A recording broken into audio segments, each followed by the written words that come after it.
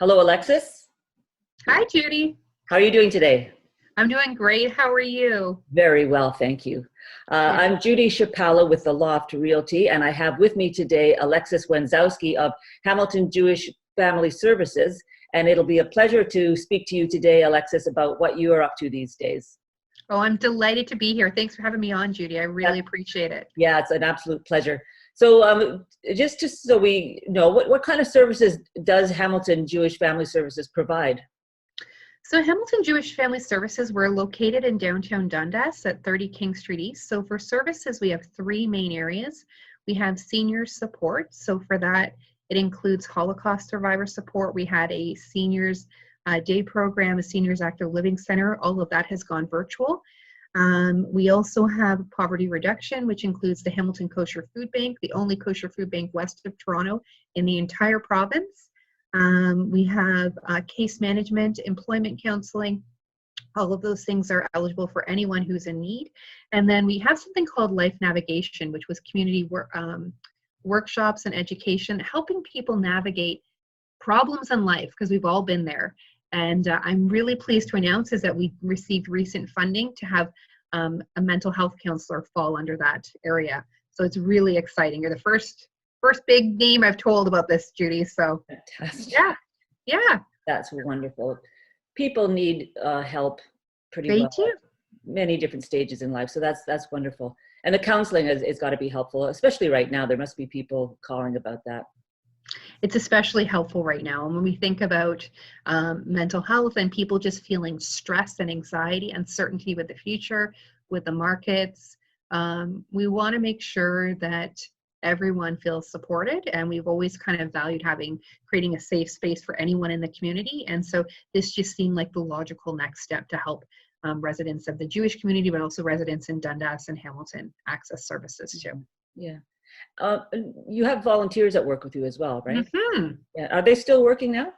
Our volunteers are still working. So we have volunteers that are making deliveries for the Hamilton Kosher Food Bank. We have started a community garden initiative and two different locations in Hamilton, one at Temple Anshe Shalom and one by Grace Lutheran Church. So we're growing vegetables for the food bank there.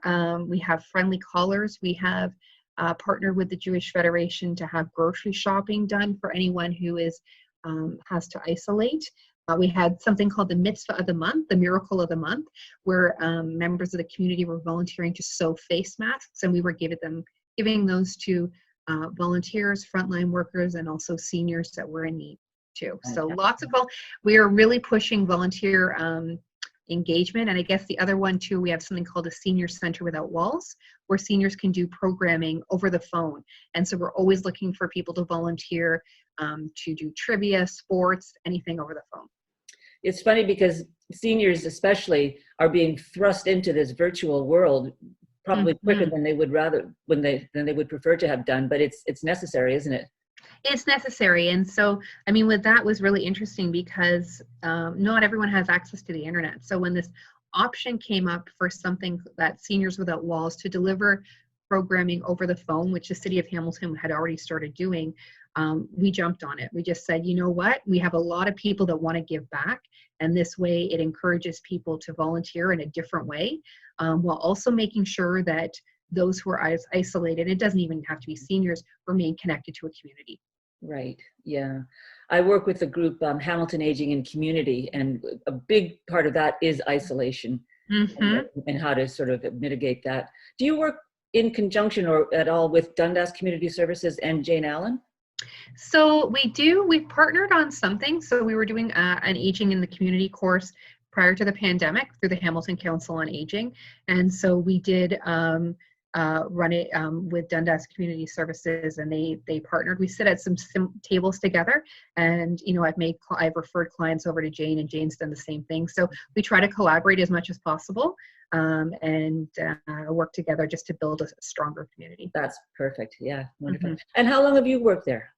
You know what? I've only been here a year. So maybe 3 weeks ago, I celebrated my 1-year anniversary in pandemic time. So I've been here a year, but I grew up in Dundas. And so Dundas is a place that's near and dear to my heart. Yeah, as it is to all of us who grew up here, for sure. Yeah. And what's your role there, please? So I'm the executive director. So executive director, jack of all trades. So my responsibilities are operations of the agency, supporting our team and our volunteers, locating new funding pockets, making sure, and the most important job is making sure the most vulnerable in the community have a safe place and that they are protected. Yeah, good one. And what's the history of the organization? So Jewish Family Services, we celebrated our 90th birthday, and we celebrated that in February. So we were actually founded in 1929. So I don't know the exact month. I'm going to say probably sometime after Black Friday. Is that it was created as a response to the unemployment, and the idea was relief and assistance to members of the Jewish community who needed it. So during the war, we helped families that were fleeing, like the Czechoslovakia or Germany. After the war, we helped with resettlement. I know in the 1970s and 80s, we've helped over 200 Russian Jewish families resettle into Hamilton. And so we've just kind of evolved from there. So we've always been present, a very quiet kind of social service agency in Hamilton, but have really had a big impact on a lot of lives. Yeah, that's impressive. Yeah. Isn't it? It's I'm trying to, isn't that awful? I should know when Rotary started. That's early. Rotary started earlier than that, but it's a similar kind of thing. It started as a community group to improve the lives of other people, and it's still going on strong now. Yeah, and I think, I mean, the Jewish community has a long tradition of taking care of each other in times of need. And so this was, there are Jewish family service agencies across North America, and I sit on different committees with them, and I'm a member of their association. And again, it's most religious traditions have something about that as taking care of whoever, but we also embrace the values of solidarity, inclusion, and it doesn't matter who you are, you're part of the JFS, the human family. Very good. Mm-hmm. Wonderful. So what do you love most about what you do, Alexis? What do I love most about what I do? You know what? I think it's I've always valued, I mean, there's a couple of things, but I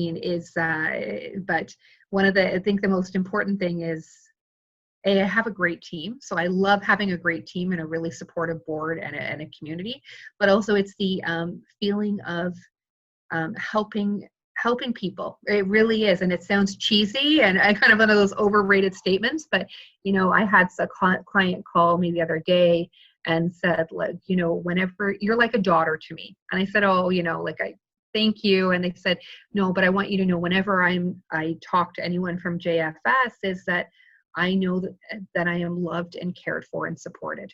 Yeah. And I've heard that message so many times. And so we know for a lot of people, they feel like they do not have a place in society, or they do not have they just don't feel like they belong. And so when I hear from those people that sometimes feel that way in other situations, that they don't feel like that anymore, it's a beautiful thing. People need that sense of connection and belonging. Mm-hmm. Mm-hmm. They do. And just that sense of acceptance. And so what I really try to normalize with people is there is no shame in asking for help. We all need help. I've needed help in my life. And there is no shame in your background or who you are or whatever is going on, is we are here for you no matter what. And no questions asked. And I've had people say to me like, I don't know if I can do this. A Muslim family said to me the other day, they said, I'm not Jewish, but I feel like I'm part of a Jewish family because of how it is. And again, we accept you. You're part of our family no matter what. Yep. All embraced into the one big circle of. Yeah, exactly. And it doesn't matter who you are. You know what? Everyone is perfectly imperfect. Wonderful. And what would you say are your greatest challenges? My greatest challenges are probably much like a lot of other small agencies, is funding. Mm-hmm. We are positioned very well. I think the pandemic is kind of, for example, the pandemic in March, we saw costs of our food bank increase by 300% in a month alone. And so right where we're looking at right now, strategically positioned, is that we project that need will increase in the community. And so funding and making sure people are taken care of. And the other thing I would say is there are not enough hours in the day to take care of everyone. So if I could clone myself, I would. We can't, but it's always a challenge. Yeah, yeah. But it's a good feeling at the end of the day to be doing the kind of work you're doing. It's a great feeling. It really is. It's a great feeling. And I know my team feels the same way. It's like you walk out of here and you know that you've made a difference in lives. Yeah. And do you have any particular goals for the organization? Oh dear. So, I mean, I shouldn't say oh dear, but you know, when I think about the organization, we were in the middle of strategic planning when the pandemic hit. We are still continuing strategic planning. We've had to make a remarkable pivot in the idea of we are all vulnerable. And that definition of vulnerability has changed during the pandemic. So people who never thought that they would ever have any issues suddenly do. So where I see goals of the agency is number one is to get that mental health counseling running up very quickly. Two is to ensure that people have the adequate resources to help them navigate the system, whether it's poverty, housing, health. People need assistance with that. It's not their job to know how to do that, and the system can often be fragmented.